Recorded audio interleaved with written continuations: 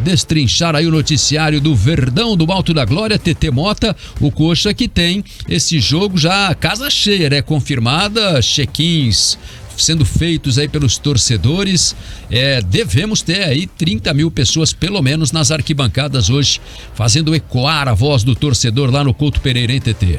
Mais uma vez a torcida Coxa Branca deve fazer a sua parte. O Coritiba que liberou 2 convidados por sócios e se esgotaram rapidamente, como sempre acontece na semana passada. Enfim, assim que foi anunciado, no mesmo dia, no período da tarde, já haviam se esgotados os convidados em diversos setores. E é claro que o Coxa conta com o apoio da torcida para tentar embalar. Já são 3 rodadas sem perder e busca esta 4ª rodada sem perder, busca, claro, mais uma vitória jogando na sua casa, jogando no Couto Pereira. Como a gente deu um spoiler aí no primeiro bloco, o time vai ter a novidade, o Caio César entre os titulares no ataque ao lado do Robson e também do Rodrigo Pinho.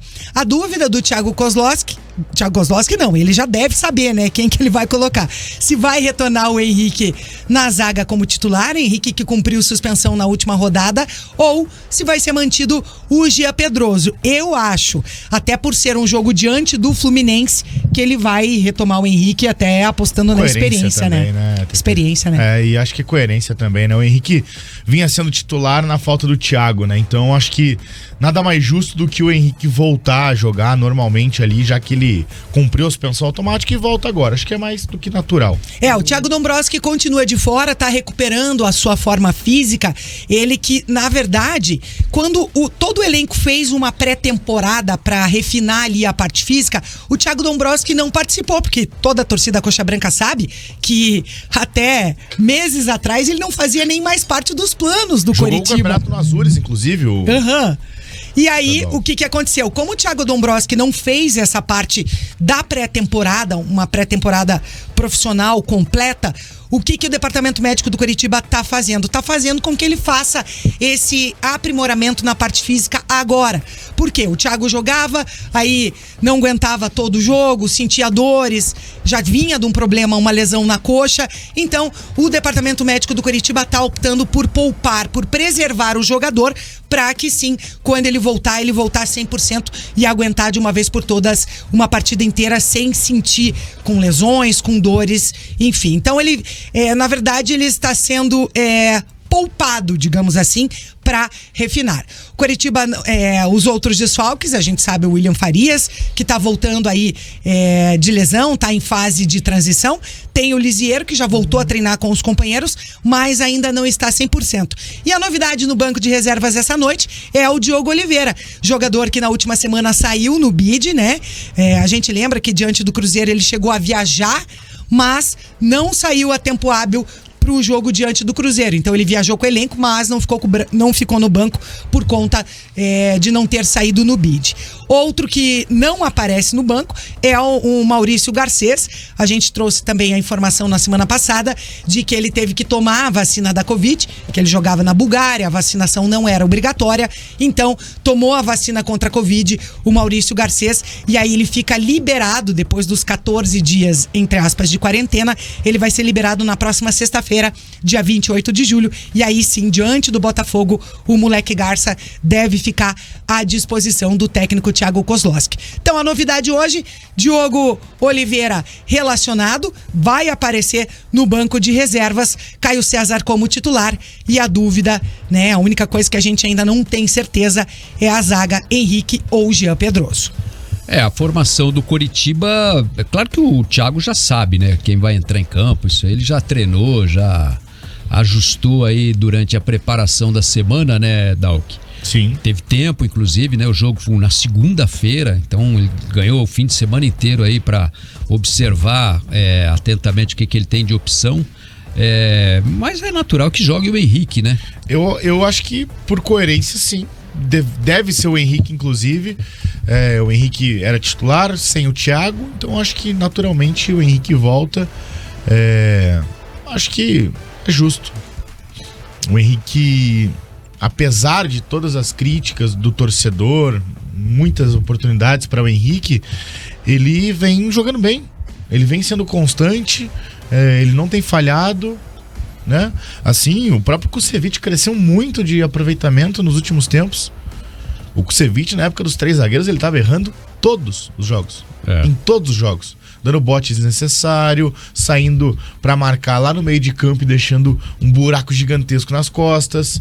Então, assim, os jogadores, eles evoluíram com o Thiago Kozlowski, isso é muito claro, tanto que o Coritiba começou a vencer, né?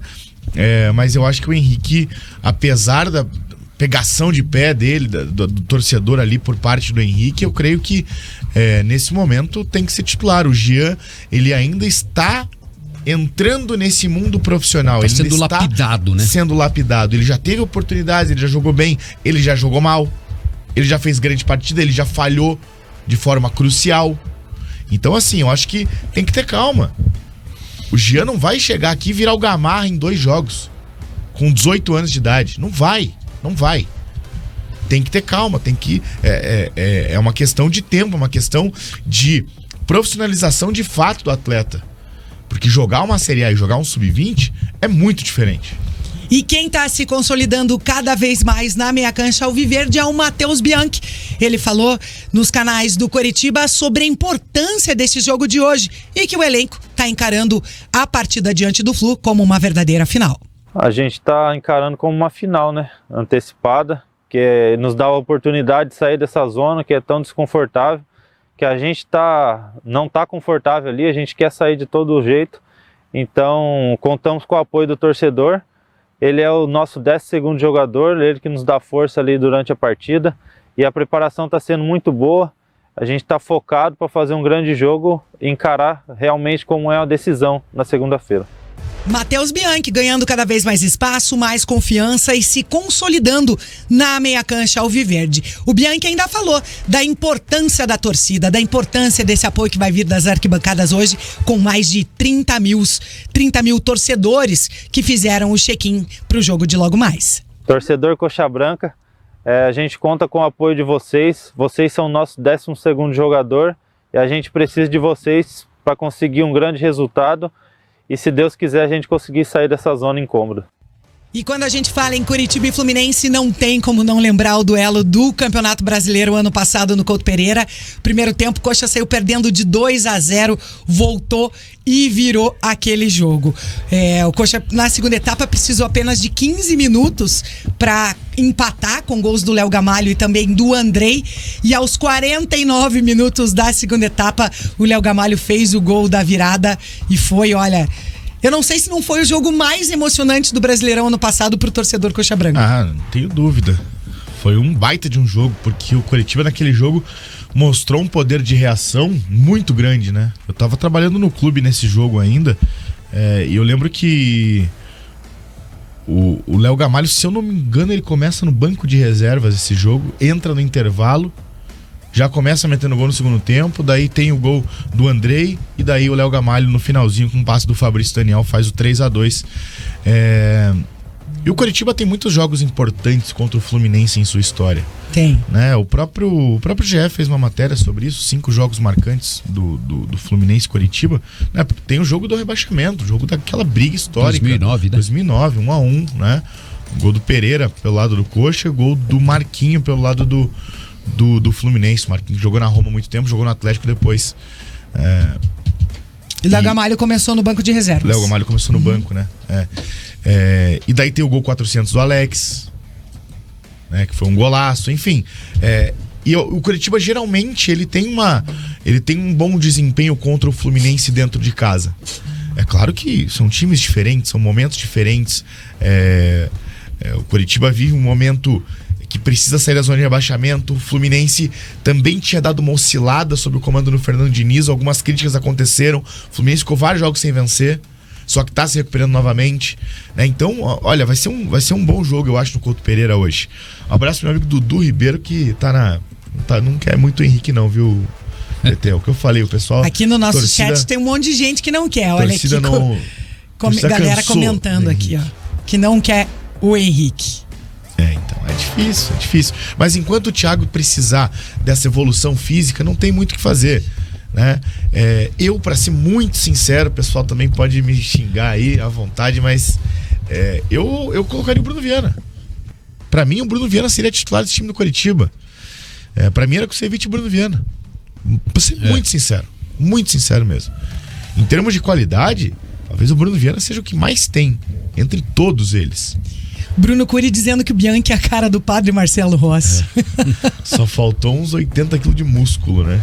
Marcelo Rossi tá bombado. Tá né? bombadaço, né? O Kusevich e o Bruno Viana formaram, né, a dupla titular do Coritiba na zaga durante o Campeonato Paranaense, né? Por um bom tempo. Sim. Né, logo lá na chegada do Kusevich, só que eles estavam jogando invertidos, né? O Kusevich pela esquerda e o Bruno Viana pela direita. Não, isso só no primeiro jogo, né? Mas aí depois eles jogaram colocaram algumas, pela esquerda, depois Bruno eles Viana e o inverteram Kusevich e tal. pela direita. E agora tem o Henrique, tem experiência, né? Tem o Thiago Dombrowski, que é um cara que entrou bem no time aí. Até mais firme do que o próprio Jean Pedroso, né? Os Sim, dois ali com certeza. similares. O Thiago já é mais criado, entre aspas, né? Já é mais profissional do que o Jean. O Jean e é ainda impressionante tá nessa como transição. o Bruno Viana perdeu espaço, né? Perdeu, total. Impressionante, assim, ele mesmo com a troca de Até treinador. a própria TT falou, a dúvida é entre Jean Pedroso e Henrique.